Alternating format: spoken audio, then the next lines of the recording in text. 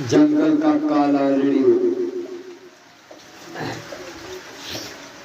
घने जंगल के बीच 100 साल पुराना एक लकड़ी का घर था। लोग कहते थे कि हर आधी रात 12:13 बजे उस घर से एक पुराना रेडियो अपने आप चालू हो जाता था। उस रेडियो से हमेशा एक ही आवाज़ आती, क्या कोई मुझे सुन रहा है? मुझे यहाँ से बाहर निकालो। गांव का युवक विशाल इन बातों पर विश्वास नहीं करता था। उसने तय किया कि वह इस रहस्य का सच पता लगाएगा। आधी रात को विशाल टॉर्च लेकर उस घर में पहुंचा। अंदर सब कुछ धूल से ढका हुआ था। तभी अचानक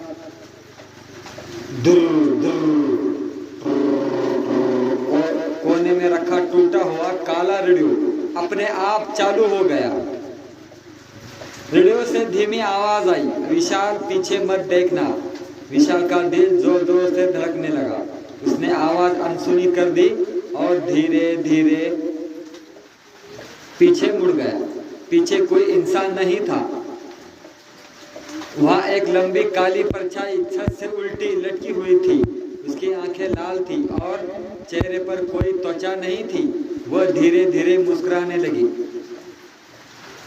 उसी समय रेडियो फिर बोला, अब बहुत देर हो चुकी है, उसने तुम्हें देख लिया है।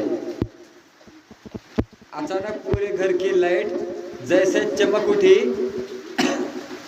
रेडियो जोर जोर से चीखने लगा और वह काली परछाई विशाल की तरफ बिजली की रफ्तार से झपटी।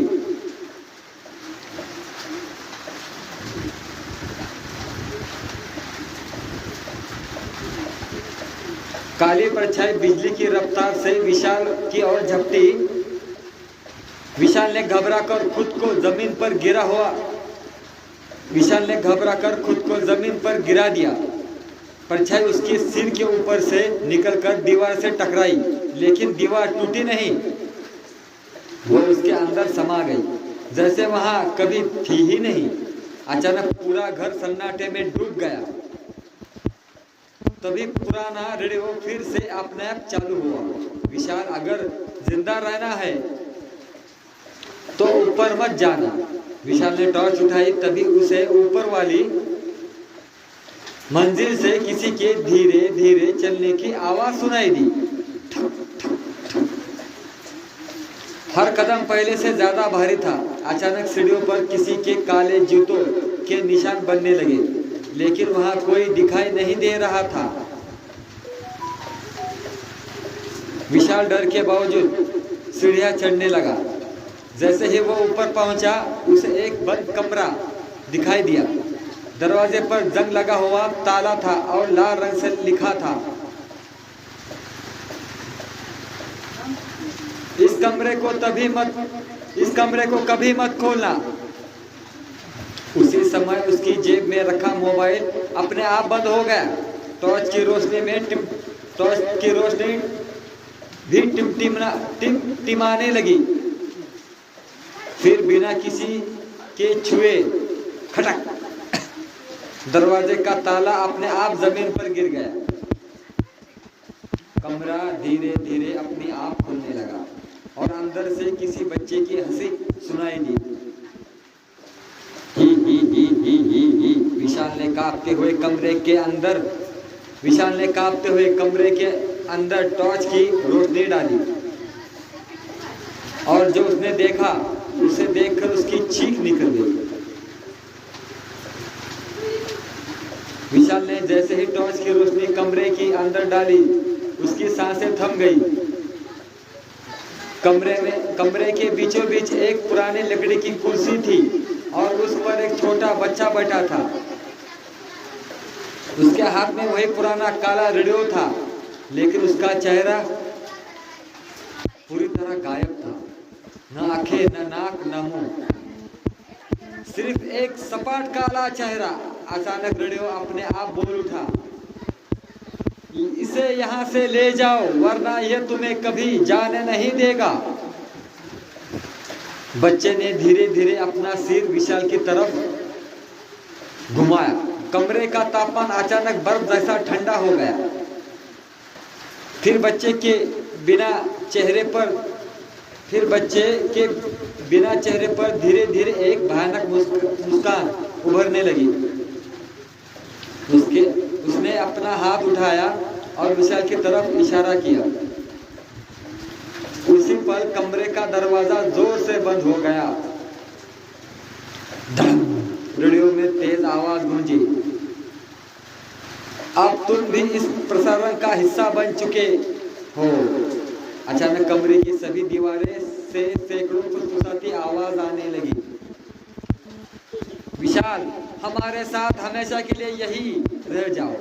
इतने में वह बिना चेहरे वाला बच्चा अपनी कुर्सी से उठ खड़ा हुआ और एक एक कदम बढ़ाते हुए विशाल की ओर चलने लगा।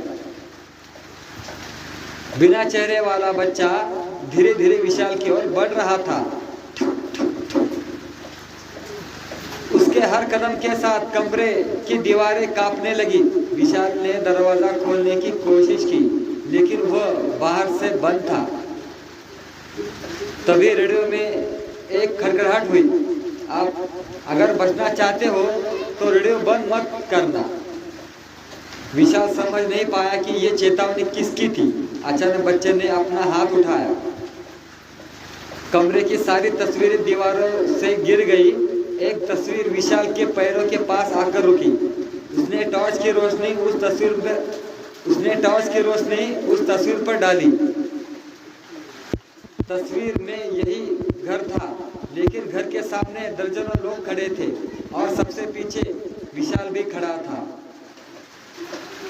उसकी तस्वीर नहीं थी, जैसे वह कई सालों से वही कैद हो। विशाल के हाथ कांपने लगे। उसी समय रेडियो से एक भारी आवाज आई, हर 100 साल में एक नया रक्षक चुना जाता है और इस बार तुम्हारी बारी है। जैसे ही शब्द खत्म हुए, बिना चेहरे वाले बच्चे ने पहली बार बोलना शुरू किया, अब तुम कभी वापस नहीं जाओगे। इतना कहते उसकी काली परछाई अचानक विशाल के पैरों तक पहुंच गई और धीरे धीरे उसके शरीर पर चढ़ने लगी। विशाल ने पूरी ताकत से रेडियो उठाया, लेकिन जैसे ही उसने उसे हाथ में ले लिया, रेडियो के अंदर से किसी ने उसका हाथ पकड़ लिया।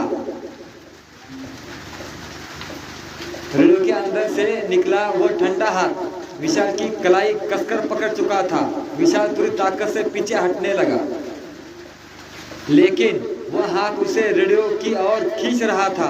अचानक रेडियो की आवाज बदल गई। अगर सच जानना है तो पीछे की दीवार तोड़ो। उसी पर कमरे की एक दीवार पर गहरी दरार पड़ गई। विशाल ने पास पड़ा लोहे का सरिया उठाया और पूरी ताकत से दीवार पर वार किया। धड़म! दीवार टूट गई। उसके पीछे एक संकरी अंधेरी सुरंग थी। सुरंग की दीवारों पर सैकड़ों पुराने रेडियो रखे थे। हर रेडियो से अलग अलग लोगों की धीमी आवाजें आ रही थी। हमें बचाओ, हमें यहाँ कैद कर दिया गया है, वापस मत जाना। विशाल ने धीरे धीरे सुरंग में आगे बढ़ा। कुछ दूर उसे एक जंग लगा लोहे का दरवाजा मिला। दरवाजे पर खून से लिखा था प्रसारण कक्ष। जैसे ही उसने दरवाजा खोला, अंदर एक बहुत बड़ा कमरा था। कमरे के बीचे बीच एक पुराना माइक्रोफोन रखा था। उसके सामने एक काला चोगा पहने बूढ़ा आदमी बैठा था। उसकी आंखें पूरी तरह सफेद थी। वह मुस्कुराया और बोला, विशाल, मैं पिछले 100 साल से तुम्हारा इंतजार कर रहा था। उसी क्षण कमरे का दरवाजा अपने आप बंद हो गया और माइक्रोफोन की लाल बत्ती जल उठी। माइक्रोफोन की लाल बत्ती जलते ही पूरे कमरे में एक तेज कान फाड़ देने वाली आवाज गूंज उठी। प्रसारण शुरू हो चुका है। विशाल ने घबराकर पीछे देखा, दरवाजा गायब हो चुका था। अब वहां सिर्फ एक काली दीवार थी। सामने बैठा सफेद आंखों वाला बुढ़ा धीरे धीरे खड़ा हुआ। उसने अपना चोंगा उठाया। उसके सीने में दिल नहीं था। वहां एक पुराना रेडियो धड़क रहा था। हर धड़कन के साथ कमरे में रखे सैकड़ों रेडियो अपने आप चालू होने लगे। उन सभी में एक चेहरा दिखाई दे रहा था, विशाल का। लेकिन हर स्क्रीन पर विशाल अलग अलग तरीके से मर रहा था। कि वह जंगल में भाग रहा था, कहीं काली परछाई उसे घसीट रही थी, और कहीं वह खुद उस रेडियो के सामने बैठकर अगला प्रसारण कर रहा था। बूढ़ा हंसा और बोला, यह भविष्य नहीं तुम्हारी किस्मत है। तभी बिना चेहरे वाला बच्चा फिर से कमरे में आ गया। इस बार उसके हाथ में एक काली किताब थी। उसने किताब खोली। उसके आखिरी पन्ने पर खून से एक नाम लिखा था, विशाल। जैसे ही विशाल ने अपना नाम देखा, किताब के खाली पन्नों पर अपने आप नए शब्द उभरने लगे। नया प्रसारक चुना जा चुका है। अचानक माइक्रोफोन अपने आप विशाल की ओर उड़ने लगा और उसी पर किसी ने उसके कान में फुसफुसाया, अब तुम्हारी आवाज हमेशा इस जंगल में गूंजेगी। माइक्रोफोन हवा में तैरता हुआ विशाल के सामने आकर रुक गया। उसके पास आते ही पूरे कमरे की लाइटें बुझ गई। चारों तरफ सिर्फ रेडियो का खर खर की आवाज गूंज रही थी। तभी सफेद आंखों वाला बुढ़ा बोला, सिर्फ एक वाक्य बोल दो और ये जंगल तुम्हारा हो जाएगा। सिर्फ एक वाक्य बोल दो और ये जंगल तुम्हारा हो जाएगा। विशाल ने सिर हिलाया। मैं कभी ये प्रसारण नहीं करूंगा। इतना कहते ही कमरे में भयानक विस्फोट जैसा धमाका हुआ। सभी रेडियो एक साथ टूटने लगे, लेकिन एक रेडियो अभी भी चालू था। उसी रेडियो से विशाल की माँ की आवाज आई, बेटा मुझे बचा लो। विशाल का दिल दहल गया। वह आवाज बिल्कुल असली थी। जैसे ही वह रेडियो के पास पहुंचा, पीछे से बिना चेहरे वाले बच्चे ने उसका हाथ पकड़ लिया। उसके स्पर्श बर्फ से भी ज्यादा ठंडा था। बच्चा पहली बार जोर से बोला, ये तुम्हारी माँ नहीं, ये जंगल का छलावा है। अचानक बूढ़ा गुस्से से चीखा। उसका शरीर काले धुएं में बदलने लगा। धुएं से सैकड़ों डरावने चेहरे निकलकर विशाल की ओर बढ़ने लगे। विशाल ने पूरी ताकत से काली किताब उठाई और उसे माइक्रोफोन में दे मारा। धड़म! माइक्रोफोन दो टुकड़ों में टूट गया। उसी पर पूरा जंगल जोर जोर से कांपने लगा। जमीन फटने लगी और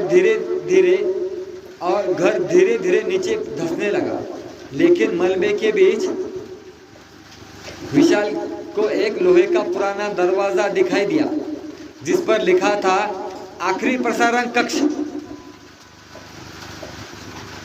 दरवाजा अपने आप खुलने लगा और अंदर से एक ऐसी चीख सुनाई दी कि विशाल के हाथ पैर शून्य हो गए।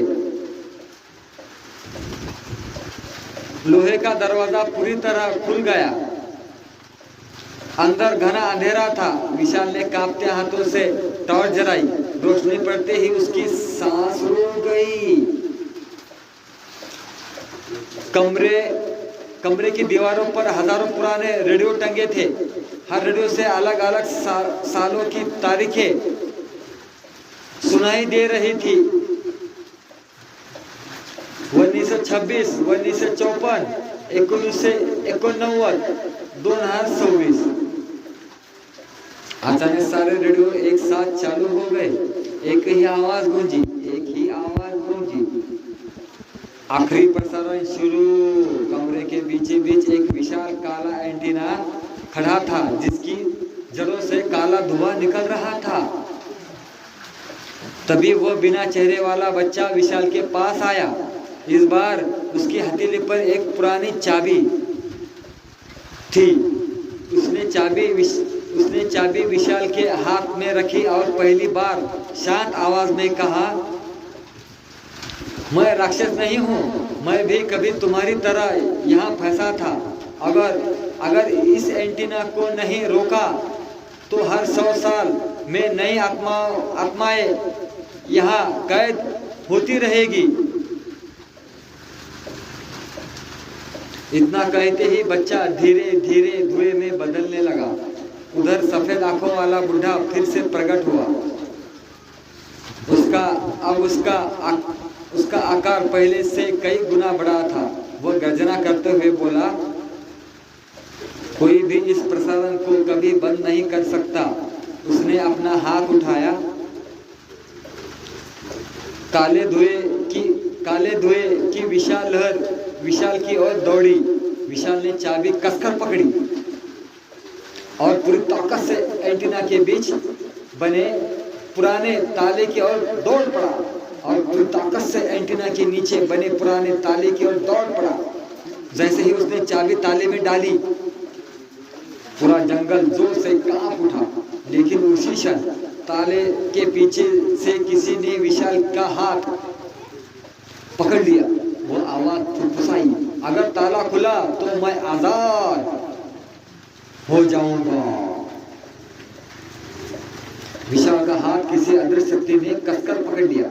वो आवाज फिर गूंजी, मुझे आजाद कर दो, मैं तो तुम्हें हमेशा के लिए इस जंगल से बाहर निकाल दूंगा। विशाल को समझ नहीं आ रहा था कि किस पर भरोसा करे। उस समय बिना चेहरे वाला बच्चे की आखिरी आवाज सुनाई दी, झूठ पर विश्वास मत करना, ताला मत खोलना। विशाल ने तुरंत चाबी ताले से निकाल ली। अचानक पूरा कमरा कांपने लगा। सफेद आंखों वाला बुढ़ा क्रोध से चिल्लाया, तुमने मेरा 100 साल का इंतजार बर्बाद कर दिया। उसका शरीर काले धुएं के विशाल दानों में बदल गया। दानों ने विशाल पर हमला कर दिया। विशाल को अचानक याद आया कि टूटा हुआ माइक्रोफोन अभी भी उसके बैग में था। उसने माइक्रोफोन निकाला और एंटीना की और ताकत से फेंक दिया। धड़ाम! माइक्रोफोन एंटीना से टकराया।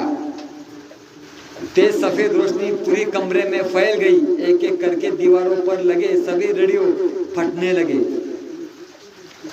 उनमें कैद आत्माएं चमकती रोशनी बनकर आसमान की ओर उड़ने लगी। बिना चेहरे वाला बच्चा भी मुस्कुराया और धीरे धीरे रोशनी बदलकर गायब हो गया। लेकिन ठीक उसी पल सफेद आंखों वाला बुढ़ा विशाल के सामने आ गया। विशाल! उसने विशाल के कान में धीरे से कहा, तुमने प्रसारण तो रोक दिया, लेकिन उसकी आवाज को नहीं। इतना कहकर वो भी राख बनकर बिखर गया। जंगल में पहली बार गहरा सन्नाटा छा गया। विशाल ने राहत की सांस ली और बाहर की ओर चल पड़ा। अब लगा कि सब खत्म हो चुका है, लेकिन असली अंत अभी बाकी था। सुबह की पहली किरण के साथ विशाल जंगल से बाहर निकल आया। पीछे मुड़कर देखा तो वह पुराना लकड़ी का घर पूरी तरह गायब था, मानो वहां कभी कुछ था ही नहीं। विशाल ने राहत की सांस ली और गांव लौट आया। कुछ दिनों तक सब कुछ सामान्य रहा। फिर एक रात ठीक 12:13 बजे उसका मोबाइल अपने आप बज उठा। स्क्रीन पर कोई नंबर नहीं था, सिर्फ एक शब्द लिखा था, प्रसारण। विशाल ने डरते हुए कॉल उठाई। दूसरी तरफ कुछ सेकंड तक सन्नाटा रहा। फिर वही पुरानी खड़खड़ाती आवाज आई, क्या कोई मुझे सुन रहा है? विशाल के हाथ से मोबाइल गिर गया, लेकिन आवाज बंद नहीं हुई। पूरे घर में हर कमरे से वही आवाज गूंजने लगी। टीवी अपने आप चालू हो गया। पुराना रेडियो जो वर्षों से खराब था अचानक बजने लगा। यहाँ तक कि उसकी घड़ी से भी आवाज आने लगी। विशाल ने खिड़की से बाहर देखा।